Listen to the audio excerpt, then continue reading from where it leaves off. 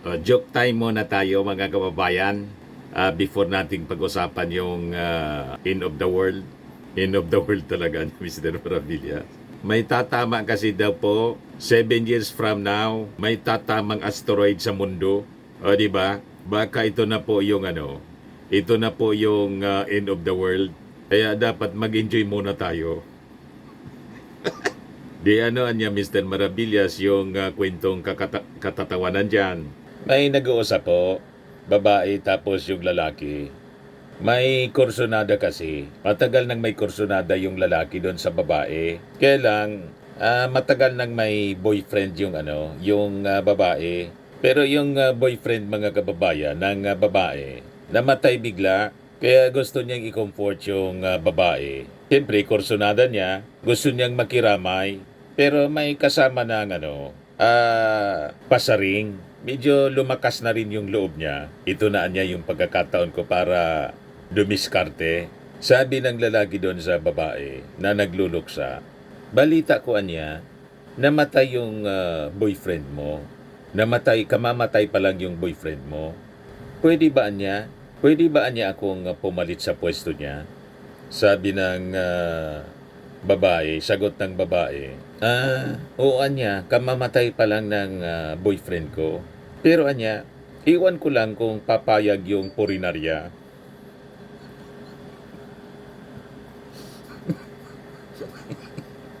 Mali yung pagkaintindi ng Mali yung pagkaintindi ng babaeng gusto sanang diskartehan ng lalaki. Kasi luksa, pwede niya kung pumalit sa pwesto niya. Sagot ng babae, iwan ko niya kung pumayag niya yung purinarya.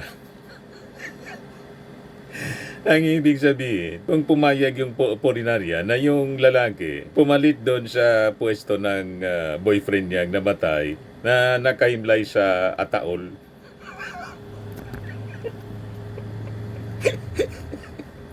May niya Mr. Maravillas yung pick-up ng babae. Yan kasi, alam ng kamamatay pa lang ng boyfriend. Gustong dumiskarte na pumalit sa... mali yung pagkaintindi. Ang akala, pumalit doon sa inaimlayang taol. Iwan ko niya kung pumayag yung purinarya na ikaw ang pumalit sa pwesto niya. Kaya talaga niya, Mr. Maravillas, yung kwento mo pa naman, end of the world na.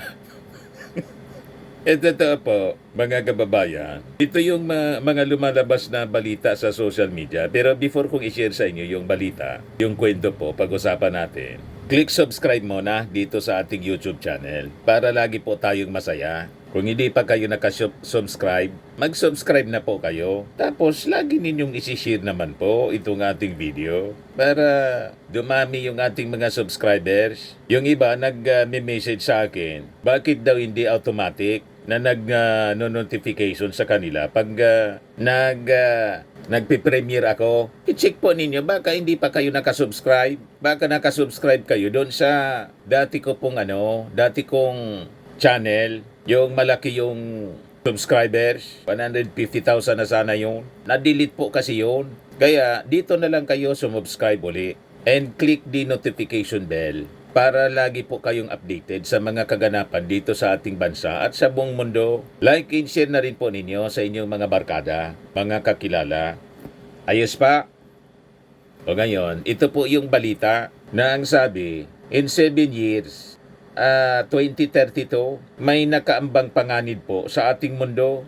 Malamang yung pelikula pong Deep Impact, napanood niyo yung Deep Impact? Kung anong kapalaran natin, baka maging reality po. Yan po yung mga balita ngayon. Scientists pinpoint exactly where city-destroying asteroid could hit as it hurls towards Earth. Matindi po.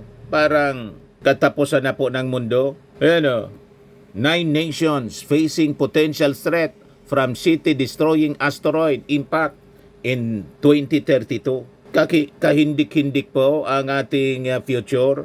Armageddon na yung pinag-uusapan, no? Yan, ito yung scientist na si Dr. Michio Kaku. City killer asteroid headed towards Earth. Yan, report ng USA Today. Could an asteroid really hit Earth? Ominous asteroid dubbed 2024 YR4 has a 3.1% chance of making impact in 7 years. That's the highest risk level of any large space rock ever. Yan yung mga estimate po.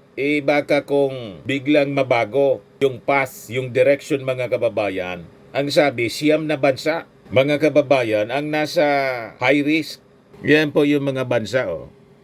If asteroid strikes Earth in 2032, Mumbai and Kolkata among cities most at risk.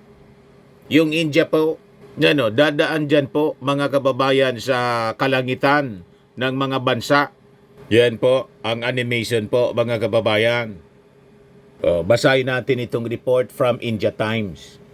From Mumbai to Kolkata, these Indian territories at risk when asteroid strikes Earth in 2032. At ang sabi, yung lakas ng impact niya, mga kababayan, 500 times sa estimate ng mga experts, ng mga scientists. 500 times yung explosive power, yung impact niya sa tumamang sa atomic bomb na inihulog ng Amerika sa Hiroshima. 500 times na mas malakas.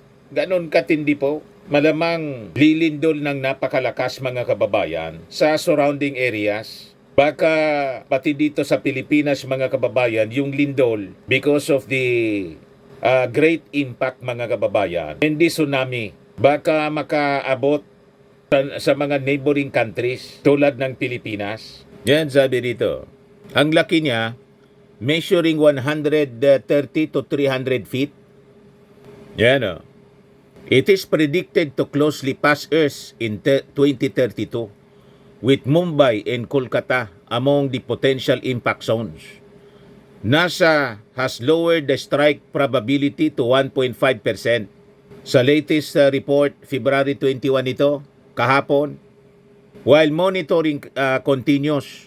So sabi dito sa report ng India Times, the asteroid's trajectory also places parts of Maharashtra, Telangana, and other states at risk. Yan po, yung trajectory niya. Ito yung India, ito yung Pilipinas.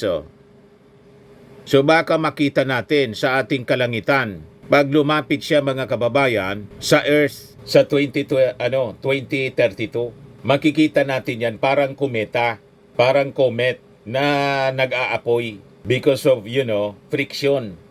Yung speed niya kasi po.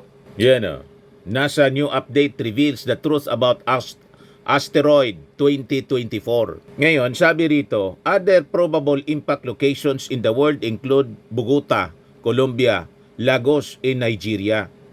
The speed of asteroid will be approximately 40,000 miles per hour, which will generate an energy outflow of 500 times more powerful than Hiroshima bomb, and the explosion could very well annihilate a whole city. Buong lungsod, malamang mga kababayan, maging impyerno. You see? Ganon sa estimate, sa prediction mga kababayan na pinalabas ng NASA. Ito yung post mga kababayan ni Dr. Michio Kaku, isang scientist. Sabi rito sa kanyang post, will a huge city killer asteroid collide with Earth in 2032? The odds, don't rule it out. Ibig sabihin, may possibility tumama, bumangga sa Earth ito pong asteroid. So sabi niya, ano yan pwede nating gawin dito? Ito yung interview mga kababayan sa kanya ng mainstream media. Kaku is with us now. It is good to see you, sir. Thank you. Is a chance to be the big one? Well, some people say, what's all the fuss about? It's only a 3% danger that is causing any havoc? Well, yeah. And it's small if it lands on somebody else's backyard. But if it lands on your backyard, you're going to be yelling and screaming because this thing has the force of 500 Hiroshima bombs. Matindi. Think of 500 Hiroshima bombs being dropped on your neighboring territory, and you begin to realize the power that this thing has. You have to go back centuries, maybe even millennia, to find another impact this large. And it's going to happen just in 7 more years, perhaps. Okay, so perhaps, I think it's like, I'm going to ask you a two-part question. One is the odds here. All right, winning the Powerball, 1 in 292 million, but people play the Powerball all the time and they drink and do with their money. Getting struck by lightning, 1,000. This asteroid hitting 1 in 32. And the odds have now gone up twice over the past 3 days. Why is that? Because this is not an exact science. Realize that we determine the parameters of this object by looking at sunlight. But sunlight can flicker. The thing can rotate. It has shadows. So the sunlight that we use to determine the parameters of the asteroid is not a good measure. Now, the Webb telescope can use infrared light, which is much more accurate. So we're waiting for the Webb telescope's results, which would give us a much better understanding of the parameters of this object. Don't trust the numbers yet. Be mature, because again, the satellites that we have only look at visible light, All right, so which is not good. Is it time for Elon Musk, and I'm saying this only half joking, to stop talking about going to Mars and start talking about how to intercept this thing? Well, I think we can do both.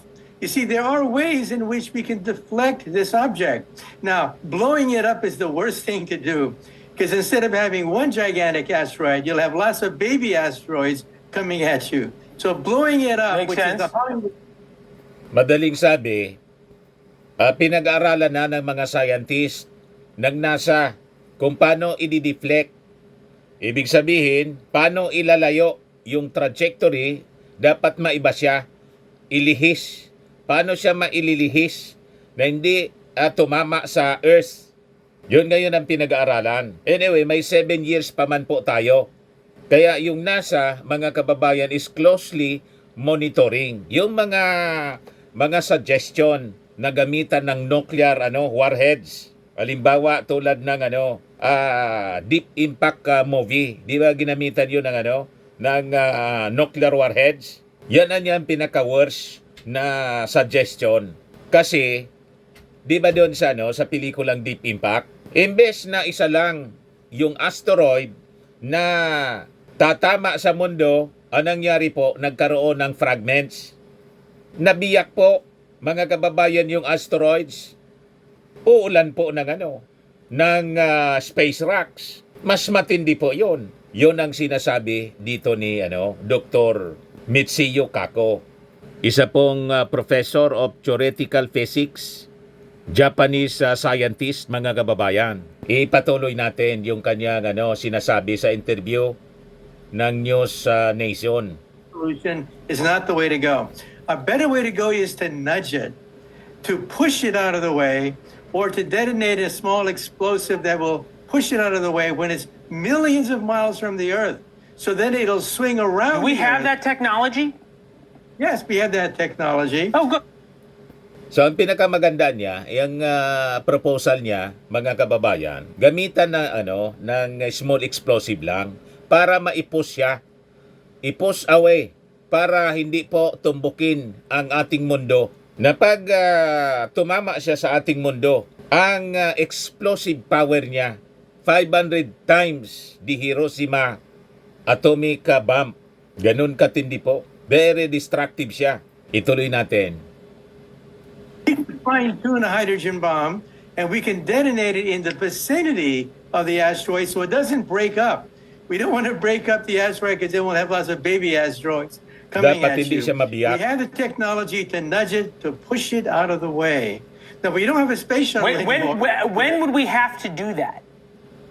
Well, the farther it is away, the better, because then, of course, we have more time for the thing to swing around the Earth. But, we can still do it when it's even close to the Earth. And that's why this is perhaps the best way to deal with this object. Deflect it. Deflect the trajectory using Deflect. perhaps an explosion, maybe Ilihis. even a hydrogen detonation in the vicinity of the object without blowing Fascinating. it up. This was an amazing conversation. We showed Iyan po mga kababayan, pinag-uusapan na ngayon sa mainstream media. Pero sa Bible mga kababayan, naka-prophesy siya po sa Revelation na in the last days, hindi ko kayo tinatakot ha, in the last days talagang party ito sa mga pangitain. Sa Revelation ni Jesus Christ mismo kay Saint John, the Revelator. Ito po yung mababasa natin. Yan po. Revelation chapter 8 verse 8. Sabi diyan, a great mountain burning with fire is thrown into the sea, and 1/3 of the sea turns to blood. Sa Revelation 6 verse 13, sabi diyan, the stars of the sky fell to the earth. Sa Revelation 8 verse 11, sabi diyan, a star named Wormwood is mentioned, and 1/3 of the waters become bitter. Sabi diyan, interpretation, some interpret the great mountain burning with fire as meteor. Others interpret the great star from heaven as an asteroid. Some interpret the same great mountain burning with fire and the great star from heaven as a warning of the end of the world. Tingnan naman po ninyo, mga kababayan, ang itsura, burning mountain. Yan ang possible impact. Yan burning with fire. A huge rock. Yun na nakita po sa Revelation. Nakita mga kababayan, ni-reveal ng ating Panginoong Hesukristo, ni-reveal kay Saint John na magiging event in the last days. So, itong mga pangitain na to ay patotoo na we are living in the last days. At dito mga kababayan, sabi sa mainstream report ng media, it will happen. Sana manalangin tayo, hindi man po sana matumbok ang mundo. It will happen on 2032. So 7 years from now. May time pa yung ating mga scientists na i-deflect, i-pause away para hindi po tayo matumbok. Sabi ni Dr. Michio Kaku, mas earlier, mas mabuti. Kasi pag hindi po, mahirap na po. Pag palapit ng palapit siya, napakabilis niya. Mahirapan tayo na ma-deflect. Tulad ng pelikulang Deep Impact po. Ayon, pinasabog yung asteroid doon. Nang pinasabog, nagkaroon po ng napakaraming fragments. Umulan ng apoy sa mundo. Napanood namin po yon. Noon pelikula. Pelikula lang siya. At ngayon mga kababayan, reality na siya. You see? At itong ating programa mga kababayan, atid sa inyo nitong ating mga sponsors. Firmax, Firming and Lifting Cream. Pinapay po sa mga pulses in affected area. Mainam po ito sa mga pains at paninigas ng mga kaso-kasuan. Ito sa mukha naman yung application, anti-aging, Automax po siya. Ito ay Glow Zero mga kababayan. Whitening po siya. Made in South Korea. Ito naman po, Ningxia Red Mix Fruit Drink. Gawa po siya sa goji berry. May anti-cancer properties po siya. At sa mga naghanap po ng malinis and spacious fitness gym, pumunta lang po kayo sa aming Colossal Fitness Gym. May Grab car rental din po kami. At bills payment po sa aming office. At saka sa mga mahilig po sa mga imported bags, manood po kayo sa live selling ni Madam Aileen Rosales sa kanyang Aileen Closet po. Pati mga shoes, ito yung kanya po. Ito yung kanyang page. Kita ninyo, napakagandang mga online selling po siya. Si Madam Aileen Rosales. Cellphone number niya po, 773-798-7816.